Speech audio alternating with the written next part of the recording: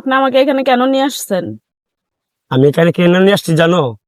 আসলে তোমাকে আমি প্রথম দেখেই অনেক ভালোবেসে ফেলেছি। আর ঢাকা শহরের মায়েরা নাকি আসলে দেখতে সুন্দর। তুমি আসলেই অনেক সুন্দর। আপনি কি জানেন না আমি হৃদয়ের ওয়াইফ? আপনি জেনেও কেন আমাকে এখানে নিয়ে আসছেন? হৃদয়ের কি আছে? সে ব্যাংক ব্যালেন্স নাই, সে একটা ব্যবসা প্রতিষ্ঠান নাই, সে তোমাকে কি দিতে পারে?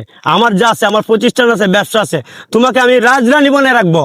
ওর কিছু নাই ঠিক আছে, কিন্তু তারপরেও ও আমার হাজবেন্ড। আমার যা আছে সবকিছু তোমার নামে লিখে দেবো, তুমি আমার সাথে চলো। খারাপ। তুমি জানো না উনি আমার ওয়াইফ? শিম আমার ওয়াইফ, তুমি তো জানো। হ্যাঁ জানি তো। আমি কিন্তু তখন ভাই সব শুনছি। কি শুনছো? ঠিক আছে, তুমি যা বলছো আমি সব শুনছি। তুমি আমার বিয়াই, শুধু ভাই না, তুমি আমার বিয়াই লাগো। আমার ওয়াইফ, তুমি বলছো যে একটু ঘুরাইবা, আমি তোমাকে বিশ্বাস করে আমার ওয়াইফকে তোমার কাছে দিলাম যে আমার ভাই আমার বিয়াই ওরে নিয়ে ঘুরতে চেয়েছে, ঘুরক, সমস্যা নাই, দিতেই পারি, তাই না? তুমি বিশ্বাসের সুযোগ নিয়ে তার নিয়ে তুমি এই যে এইসব কুপ্রস্তাব দিও ভাই, আমি তো এটা আশা করি নাই। আরে মিয়া কুপ্রস্তাব প্লিজ, আমার ভালো লাগছে ভাই ওরে। প্লিজ, আমি কিন্তু সব শুনছি। আমার ওর ভালো লাগছে। এটা কোনো তোমার কি কথা? আছে মিয়া? আমার কিছু না থাক, তোমার কি আছে? আমার কিছু না থাক, তোমার তো কিছুই নাই। ভাই আমার কি আছে না আছে সেটা ও দেখে বিয়ে করছে না যাও, আমারে? যাও সরাও ভাই তোমার। আমি চাচ্ছি না যে আমাদের মধ্যে দুজনে ঝগড়া করে আমাদের আমাদের মানে ভাই আর আমার বোনের সম্পর্কটা নষ্ট হোক, বা তোমার সাথে আমার সম্পর্কটা নষ্ট হোক। না না না, ঠিক আছে, এই ধরনের ভুলও কাজ করবে না।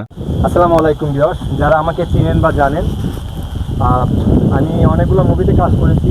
বিশেষ করে আমার ফার্স্ট মুভি হচ্ছে প্রিয়তমা, সাকিব ভাইয়ের সাথে।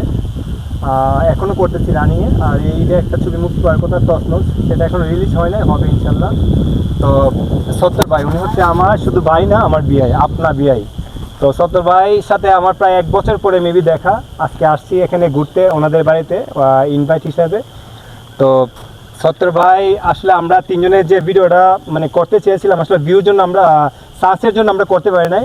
যেহেতু সূর্য ডুবে গেছে, অন্ধকার হয়ে গেছে, তো আমরা এটা বুঝাতে চাচ্ছি যারা প্রতিনিয়ত এই ধরনের কাজ করেন, একজনের ভাইয়ের ওয়াইফ মানে বিশ্বাস করে বিয়ের সাথে বা ছোট ভাইয়ের সাথে যে কোনো কারোর সাথে, আত্মীয় স্বজনের সাথে এরকম বিশ্বাস করে দেয়, ঘুরতে দেয় বা ঘুরতে নিয়ে যায়, এই ধরনের কাজগুলো খুবই খারাপ, খুবই জঘন্য। ঠিক আছে, তো এই ধরনের কাজগুলো কেউ করবেন না, বিরত থাকবেন।